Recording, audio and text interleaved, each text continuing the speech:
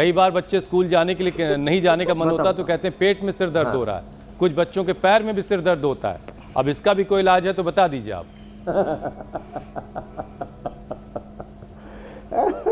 अरे हाँ, ये जो बहानेबाज है ना, ये बड़ा कोई ना कोई एक्सक्यूज ढूंढते रहते हैं। मैं 3 शब्द प्रयोग करता हूँ। कल मैंने नवधा भक्ति के सूत्र दिए थे, आज 3 सूत्र जिंदगी के देता हूँ। जो कंफर्ट में जीने वाले हैं वो कम वक्त है। वाह।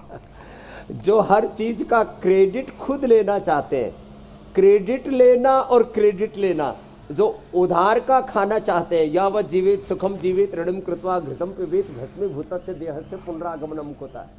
क्रेडिट लेना हर काम का और क्रेडिट लेकर के मोज उड़ाना और कंफर्ट में रहना, ये 3 चीज़ों को छोड़ना पड़ेगा। Comfort, credit and credit, spelling थोड़ी अलग अलग है। और जो हर बात के अंदर एक्सक्यूज ढूंढते रहते, बात बात में एक्सक्यूज मी। अरे भाई इतनी गलतियां क्यों करते हो, बात बात में तुम्हें माफ़ी मांगनी पड़े हैं? तो योग करो मेरे भाई।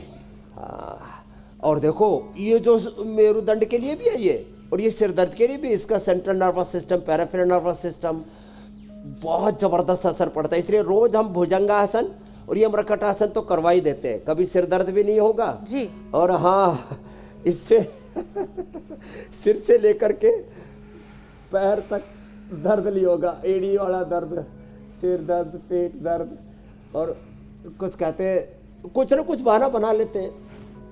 मेरे को डिप्रेशन हो, आजकल तो बच्चे इतने डराते माँ बाप को, आप मुझे ज़्यादा परेशान करोगे तो मैं सुसाइड कर लूँगी। ये तो और ज़्यादा है भयंकर मामला। तो ये हाँ, तो माँ बाप को ही सिर दर्द कर देते हैं। स्वामी जी, तो एक और चिंता है बच्चे माँ पैदा बाप ना की। करें ना जो सिर दर्द करें, बच्चों को सलीके से तरीके से पैदा करें, जैसे हमारी बोस्टन वाली बहन जी ने पैदा की है। बच्चे आज्ञाकारी हो, संस्कारी हो। जी मेरी बहन ज्योत्सना जी। स्वामी जी, माँ बाप की एक और चिंता है और वो है बीमारियों की जेनेटिक चेन। आपने भी कई बार जिक्र किया है कि बीमारियों की जेनेटिक चेन होती है, उसे ब्रेक करना बहुत ज़रूरी है। तो माइग्रेन से पीड़ित जो माता पिता हैं या कोई भी एक है, क्या उनके बच्चों में भी ये परेशानी ट्रांसफ़र होती है? जब हमने इसका पता लगाने की कोशिश की तो संभावना जो आई सामने वो 50% थी कि 50% तक बढ़ जाती है बीमारी ट्रांसफ़र होने की संभावना। वहीं अगर माता पिता दोनों को माइग्रेन हो तो बच्चे में माइग्रेन का खतरा 75% बढ़ जाता है। तो स्वामी जी, ये जेनेटिक चेन कैसे ब्रेक करें? एकदम ठीक कहा। देखो, इसको तो माँ को किस जगह कैंसर था बेटी? गॉल ब्लैडर कैंसर था। माँ को गॉल ब्लैडर में, इसको गॉल ब्लैडर के ऊपर यहाँ लंग में आ गया।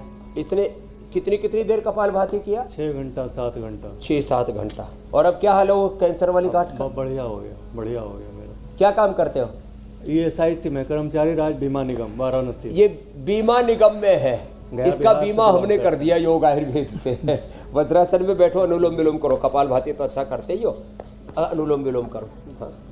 हाँ, वज्रासन में बैठो, ये अनुलोम विलोम करो। तो जेनेटिकली अनुलोम विलोम, ये वाला आराम से बैठो, एरिया बाहर देखो ऐसे। हाँ, एरिया बाहर, पंजे अंदर, ऐसे। जेनेटिक कैंसर ठीक किया। जेनेटिकली कैंसर भी होता है, जेनेटिक अस्थमा भी होता है, जेनेटिक वात पित्त कफ रोग भी होते हैं, जेनेटिक स्किन की प्रॉब्लम भी होती है, जेनेटिकली स्ट्रेस एंजाइटी डिप्रेशन भी होता है, और जेनेटिकली माइग्रेन पेन भी होता है। अब जिनके माता पिता योगी होंगे उनके तो बच्चों को फिर कोई रोग ही नहीं होगा। जैसे दोनों बच्चे एकदम मस्त हैं।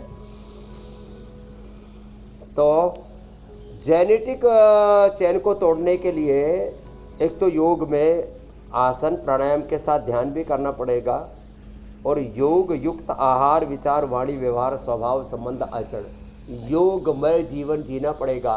तो एक एक cell genes chromosomes RNA DNA protein phosphorylation का एक्सप्रेशन राइट डायरेक्शन में होगा।